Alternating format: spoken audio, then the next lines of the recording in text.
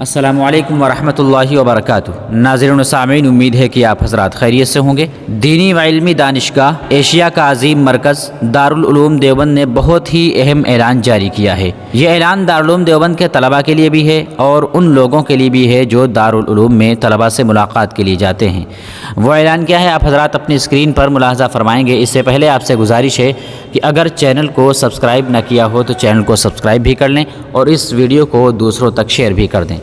اعلان، اس اعلان کے ذریعے ایک اہم ہدایت جاری کی جا رہی ہے کہ دارالعلوم میں ملٹی میڈیا موبائل کا استعمال بالکل ممنوع ہے۔ طلبہ عزیز خود بھی موبائل سے احتراز کریں، متعلقین کو بھی منع کریں، واردین اور صادرین کو بھی روکیں کہ ملٹی میڈیا موبائل کے استعمال کی اجازت دارالعلوم میں کمروں میں، درسگاہوں، راستوں اور پارکوں میں سے کہیں بھی کبھی بھی نہیں ہے۔ اس سے طلبہ دارالعلوم کی خود اور دارالعلوم کی بدنامی ہوتی ہے۔ اس اعلان کے بعد اگر کہیں بھی کسی وقت کوئی شخص دارالعلوم میں ملٹی میڈیا موبائل استعمال کرتا ہوا پایا جائے گا تو موبائل ضبط کر کے ضابطے کی کارروائی کی جائے گی۔